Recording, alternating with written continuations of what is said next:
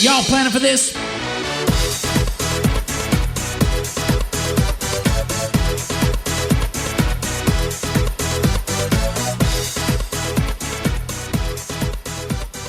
Instant messaging is an all-day meeting with random people invited and no agenda. Welcome back, TPR Nation. This is Jamie Shalansky in an episode of Worlds to Conquer, and we're going to be talking about the implementation and what causes the death of goals and productivity throughout the year. I recently finished a book called Indistractable. It was well written and talked about this quote where I began that said, instant messaging is an all-day meeting with random people invited and no agenda. A few years ago, we introduced Google Chat in our office, and this has certainly been the embodiment of how it's being used, especially because as we created our email policies, where most of our financial advisors are only in their emails 1 or 2 times a week, we have employees replacing email with chat as a way to get somebody's attention. And it's not just the financial advisor's attention that they're trying to get. It's their coworkers, it's their supervisors, it's the leads, it's everyone in the office. If you ask most of our team why they like working from home, they say it's because of increased productivity, but not if they have their notifications on and not if chat is open. Why? Chat is somebody tapping you on your shoulder at your desk and asking for you to drop everything, ring a gong, and get your immediate attention, unless you are using it correctly. And we're going to dive into the most efficient way that we use chat at Shalansky and Associates. So I'm referencing chat, but this is all instant messaging, right? So Slack or whatever you're using, if you have Asana, anything in which you can send an immediate tap on the shoulder that rings a gong and says, I need you to drop everything, pay attention to me. I'm flashing in your face right now. I need you. It's immediate. Because if your employees have notifications on, that's how they're treating chat. They're treating it as an immediate gong ring that you have interrupted their day, and whatever it is that you need from them is top priority. I struggle with this with a lot of employees, especially ones that tell me in weeks to come that they just feel very anxious. They've got a lot on their plate and their anxiety levels are super high. The first thing I'll do is I'll ask to see their cell phone, and then I'll have them just turn on the locked screen. And on the locked screen, they'll have 1,000 notifications of crap that they don't need to see, interrupting every single second of their day. Notifications should be alerts. They should be signals of things that you immediately need to draw your attention to. If you have a Ring doorbell and somebody rings your doorbell and you're not home, you might want to know. If somebody reported that a dog is loose on Ring, that is a complete interruption to your day and you do not need to know about it. So helping employees understand, and yourself, if you're a financial advisor doing this, oh my gosh, you need to immediately handle your business. Go into your settings, turn your notifications off for anything that is not critical. If you don't know how to do that, hand it to your millennial grandchild and they will take care of it for you. Notifications are a complete time suck and waste of your day if they're on for everything. So I'll get feedback from employees and they'll say, Jamie, I have to check my chat. I have to keep my alerts on because if you chatted and you need something, you're working on it right then, right there, and I need to get it to you right away. Well, here's the thing. I know how a phone works. And I know that my phone, because I have the newest Apple phone, that it also allows for phone calls in addition to social media scrolling, photo taking, chatting, instant messaging, etc. And if I had an immediacy that I needed an employee's attention, I would call them. But if I don't have something that is so immediate, I need to pick up the phone and call them right then and there, then here's my rule of escalation. If I have an emergency, and that can happen, then I am going to pick up the phone and I'm going to call you. Your phone's going to make a weird noise. It's going to ring, and I'm expecting you to slide the bar and answer it. But I really respect your time. I will only do that in the event of our outlined 911 emergencies. Okay, second level, I will text you. So if I have something that's really important but not an emergency, I will shoot you a text and ask you to call me or ask you to do something. That is going to rarely happen. If I text you, it's going to be something social or inspirational for your knowledge, and that it shouldn't be me banging the gong most of the time. If I chat you, do, I'm going to do it when I am thinking about something. And as the business owner, I am thinking about something all of the time that I'm awake. And so that might be a Sunday morning. It might be a Monday night at 9:30 at night when I'm thinking about it for tomorrow. I'm going to execute on that when it is most convenient and appropriate for me. But me going into a chat and telling you to do something or outlining something does not mean I want you looking at it right then. If I wanted you to look at it right then, I would have picked up my phone and called you. Instead, I wanted to deliver it in a fashion that says, hey, when you are back next, please check this out, okay? And it doesn't have that sort of urgency related to it because, again, I know how a phone works and I will call you if it's an emergency. So I want to make sure that I have this really articulated with employees, especially the best employees. The best employees are hyper aware of your needs and want to be quote unquote on all of the time so they can be exemplary in your job. And it is my responsibility as an employer to help my employees set healthy boundaries. Boundaries do not keep people out. They keep you in a safe space. And if I am the employer and my employee is the person, I'm going to draw a box on the wall, draw a stick figure, and that is the employee inside of their boundary. It is not to keep someone out. It's to keep them in a really healthy and conducive work environment because I want their best. I want their absolute best work and attention to detail.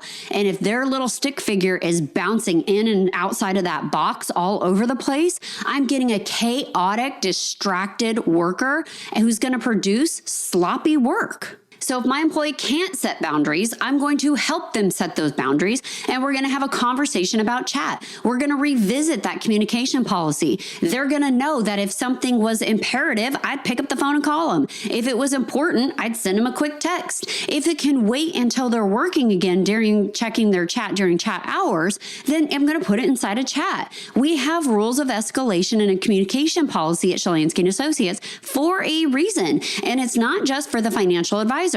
It's for our team. It is for our team to be reassured of how, when we will get a hold of them and what they are expected to do. And if more employers sat down, took the time to work with their team and establish healthy communication policies and set up guidelines and expectations of that relationship before the employee started or every single quarter or year during an annual review with an employee, then you'd have less employees telling you they're super anxious, they began to dread their job, they hate checking in, and they're absolutely burnt out. I want long-term employees.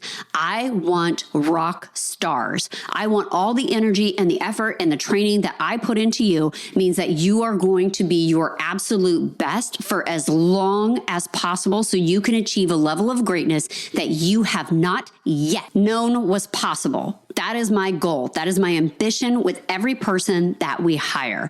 And so in order for this to happen, I've got to be in control of setting up those boundaries and helping them in the absence of them not being able to.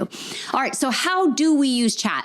I want you to think of chat or instant messaging like a flare gun, okay? So I live in Alaska, so this is oftentimes can be real life a scenario up here, but you're out hiking in the wilderness and you trip and break your leg. You can't make it out, right? You see a Cessna flying overhead. You got to shoot up that flare gun. That flare gun is, hey, I need you right now to pay attention to this.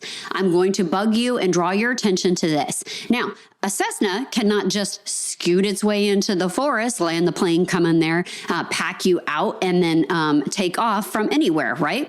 But the Cessna can assess the situation and radio in and schedule what needs to happen, right? That is their responsibility. So think of instant messaging oftentimes like a flare gun. You're sending up a message and you're saying, hey, I need you to draw your attention over here.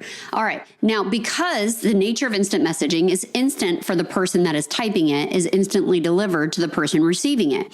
So I like to set up hours. I want to work with my team that they have chat designated hours. And this really depends on the nature of what the employee does. So it's really easy for me to turn off all of my devices, shut my door in my office, and maybe put on some Gregorian chant and practice deep focus, right? Like I can get really, really focused and deep into something using the strategy and the tips that I have in place. place. Employees struggle with this. They struggle with this because they are oftentimes having to be multiple places at multiple times to get many things done.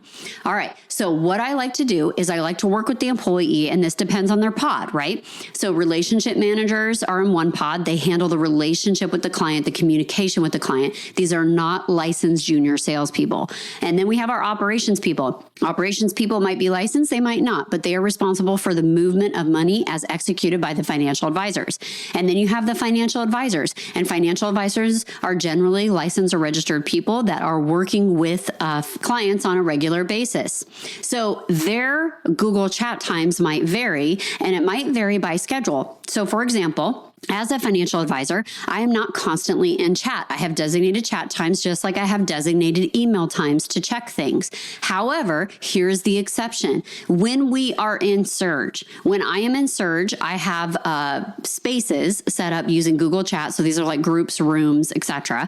And those spaces are for financial advisors and to talk to one another, financial advisors and operations, financial advisors and relationship managers. So, for example, if I have a client that no-showed for their appointment, I might ding out to the relationship manager, say, hey, so-and-so is not here. It's 15 past the hour. Can you check on them? That would be an appropriate time to send out a little chat into that common space. If I'm working with a client and they have some new information, especially because we deal with a lot of federal employees from an agency that just issued a statement on some way of benefits changing, or maybe they're doing a RIF, a reduction in force, and they got notification of it, I might take that notice and I might put it in the space for financial advisors to say, hey, this is something that's going on in this agency if you have clients that work with it. So those are some of the common ways that I use spaces with our instant messaging during Surge. Now, outside of Surge, you're not going to see a lot of chat from me, right? Because I'm going to be doing other deep focus work that doesn't center around those needs and those expectations. Now, here are ways that I might message someone on an individual basis, like, hey, can we get together for 15 minutes? Could you schedule this? Could you do this, right? The way that I set up the expectations for meetings for me is that in order for you to call a meeting, and this is not a client meeting, right? Those happen during Surge and we already know what's going to happen there. But if you are a vendor or a third party or an employee and you want to have a meeting with me, my meeting times start with 15 minutes. They go to 30 minutes. And then the next block is for an hour. And if you have an hour on my calendar, you had better be changing the world. I am not an arrogant person. This is not an arrogant statement, but if you are scheduled for an hour on my calendar, we had better be collaborating on life-changing things. And that is because I'm very intentional about the time that I give other people, the time I need for myself, and the time that I come together learning or with my family. Those are very, very scheduled and with purpose. And so generally, most things can take 15 minutes if everyone is prepared. Bigger things can take 30. Life-changing can take an hour. When I meet with a client, it's life-changing, right? We're going to change their lives. There's a reason my appointments are an hour for most of them. All right. So in a 15-minute appointment, can you get anything done? Hell yes. Yes, you can, if everyone is prepared. So in order to have a meeting with me, you have to pre-fill out a meeting agenda. That meeting agenda is going to, if you are requesting the meeting. So let's just say, let's use my executive assistant, Amanda. And Amanda wants to have a meeting with me, says, hey, I need 15 minutes on your calendar. She's going to fill out a form and it's going to say the purpose of that meeting, the decisions that have to be made, the action items, and then headlines or concerns. Why are we having this meeting? What is it about? What decision do I need to make during this meeting? And then what is she really concerned about? Because sometimes it's not just the decision. It's, hey, I think I know how you're going to do something, Jamie, but I'm worried about this as a backlash. I'm worried about this as a failure. I'm worried about this stretching you too thin. And so that gives her a place and a voice and an area to speak and to tell me about those things that I'm just not aware of. And then we work through those together.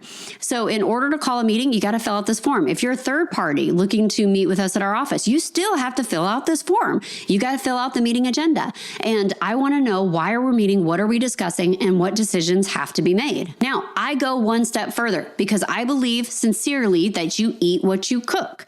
And so I go to my leads, and one of the things that I'm having them do in the new year is the same strategy, is saying, listen, this worked out pretty successful. I'd like you guys to implement it. And I want you to do this even with your own teams. This doesn't mean that you as a lead are inaccessible. That means that I want you to start living with intentional purpose behind every single meeting that you have with your team. And it also allows that team member to have a better chance to be prepared. One of the things that I cannot stand is when you're in a meeting and they're looking for you to make a decision and nobody has the information, right?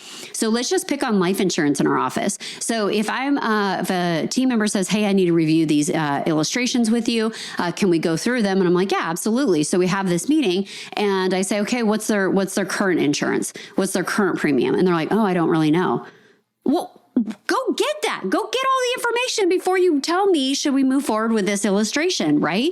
I need to make a choice that's really good for the client, and I need you to give me all of the facts. Maybe they have enough insurance. Maybe they don't have enough insurance. Maybe the new insurance I'm looking at doubles their premium. I better justify why. It better be a better policy. Or I need to tell them that they need to stick with their current insurance. So I need all of that information in order to make a decision. And now my team has the ability to come to a meeting prepared. And if we can spend 5 minutes talking about what decisions I have to make, and because they've given me all of the information, right? Because it's pretty darn easy, right? Like just in using that example, hey, they got $1 million policy. It's costing them $34. We went and reran it, and $1 million policy is now going to cost them $100. Great. Keep that other one in force, right? Let's look at a UL in the next 5 years. Boom, done. And that's a really fast, easy decision. And so if they come to that meeting prepared and it takes 2 or 3 minutes for us to have that conversation, then guess what? That 12 or 13 minutes left over, how's everything going? Is there anything else you needed to talk about? And now I get this opportunity to be social instead of coming into that meeting and saying, hey, how's everything going? Is there anything that you want to talk about? And them eating away all 14 minutes with what's going on in their lives, and then getting down to that last minute and saying, by the way, I need you to make a decision, and I don't have enough time, right? Because now I got to go to another meeting. So really living with that intentional purpose with your team members helps them be better at their jobs. And it also helps me as the leader of the company to now feel like I am doing my responsibility. I am making sure that their questions are answered and I'm getting them the information that they need. I am not the bottleneck of this organization. And I'm doing it in a way that on my calendar shows open for appointment and they can grab those open spots. My leads, I want the same thing. They need to have open for appointments and when they're not open for appointments. Because if you do not schedule your day, somebody else is going to do it for you. Think about your weekends.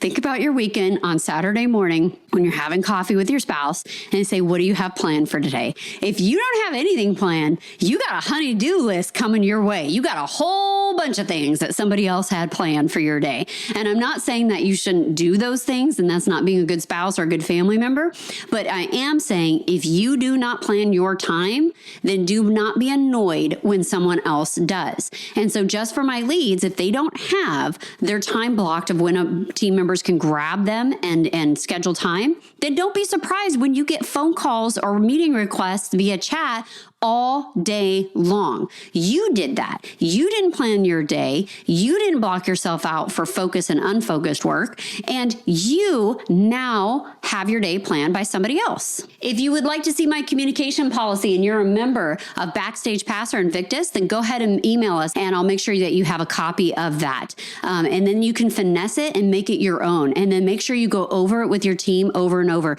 Anytime you have a violation in that communication policy, sit down with your team and readdress it. What changes need to be made or who broke the process in the communication policy. Really, really important to remember that boundaries don't keep people out. They keep you in. And if you are the steward of your practice, then you have a responsibility to work with your team. If you're a team member listening to this, and I hope that you are, then you also need to come forward and say, hey, listen, this is what I'm struggling with. Can you please help me? I feel really overwhelmed, or this is what I have going on. Financial advisors are problem solvers. We are problem solvers. We love solving problems. So if you come to us with a problem, We're going to help you either identify a solution or we're going to go out to our network. I mean, if you're a Backstage Pass or Invictus member and your team member has a problem they're struggling with and you don't know how to address it, jump in the forum. Jump in the forum, pose the question, and you're going to get people that understand because they're also running a practice because we have a no BS rule, right? If you're not implementing and doing something, then shut your mouth and do not speak to it, right? Like there are no fake experts at the Perfect RIA. We want to be really clear about that. So jump in the forum and tell people, hey, this is my challenge. This is what I'm doing. Can I see what else? This is about open collaboration. When we started the Perfect RIA, that is what we wanted to do. You already know as a member of the TPR Nation that the Perfect RIA is the fastest growing financial services community that the industry has perhaps ever seen. Because finally, we have a community of financial professionals that want to be more, want to do more. And they don't want to covet that knowledge. They want to share that knowledge with other people. So if you are struggling with a particular topic on how to run your practice, how to talk to your team members, how to level up as a financial advisor and deliver massive value to your clients, spend more time outside of the office with the people that you love, and be highly profitable, then you need to become a member of the Perfect RIA. And if you're already a member through our Invictus or our Backstage Pass, then you need to be utilizing the forum. You need to be scheduling your coaching calls. You need to be delivering value adds. We have all of this collective energy that comes not just from Matthew Jarvis, Micah Shalansky, and Jamie Shalansky, but also from an entire community that really wants to share and collaborate. That's why our forum is one of the most popular in the whole entire financial planning industry. And if you're not in a position to become a member of the Perfect RIA, then I have to ask you, of course, what are you doing with your life? All right, this podcast is 100% about actionable items, things that you can take and implement today. We talked a lot about goal setting, but mostly about distractions, things that are completely hijacking your level of productivity, not just for you as a financial advisor, but you as a human being, you as a steward of your practice, and also your team members that really need your intervention and your help in this capacity. So here are the action items that you can take right now to increase your productivity and propel you towards achieving those goals, not just until March where all goals go to die, but throughout the remainder of the year. All right, so email versus chat. What is your communication policy? Are you leveling up? Have you outlined when to use both of those different tools within your office? Remember that chat is a flare gun. It is a signal. It is a gong ring. It is not a mission plan to go rescue someone. We need to make sure that we have a very good distinction between email versus chat and how our office utilizes that.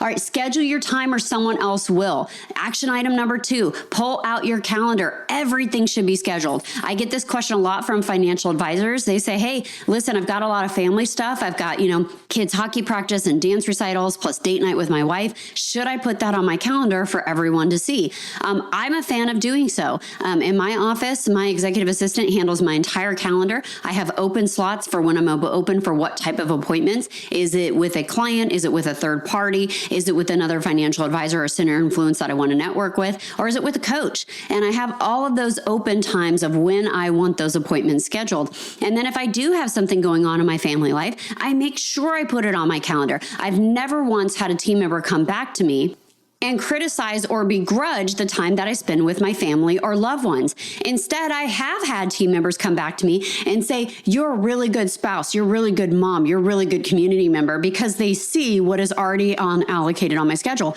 And by the way, what is good for the goose is good for the gander. I want my team members to also schedule their time on the calendar. Now, they don't have to share it with me, but I want them allocating that time for themselves. We talked a lot about this when we talked about professional development time. I want my team members to plan their day and be intentional about their time.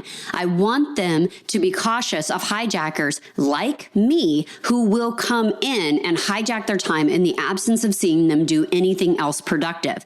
It's very important to me. And what I love about this is that sometimes I'll send out a signal and I'll say, hey, Victoria, I need to get to you right away. Can we talk about X, Y, and Z? And she'll say, wonderful. I'd be happy to chat with you. I'm currently in my green zone focusing on these things. Would you like me to deviate and have that conversation? And that gives me the opportunity as a business owner to say, yeah, I need to hijack your time. And what I have to talk to you about takes greater precedence over whatever you're working on. And it also checks me because it gives me an opportunity because I'm a very immediate person. If I want something, I want it right now. If I sent you an email 10 minutes ago and it's 4 hours later, I'm wondering why it's not already done. So this is a great way for my team members to give me respectful pushback and say, absolutely, I'm leading with the yes. I'm happy to assist you. Do you need me to stop what I'm doing right now, or could we do this later? And that gives me a filter of saying, yes, I need you to stop, or no, actually, let's just visit on this later. All right, third action item, be indistractable. Be indistractable. Pick up the book, have your entire team read it. It's called Indistractable. It was fantastic, just a reinforcement of things that we already know but are so guilty of, right?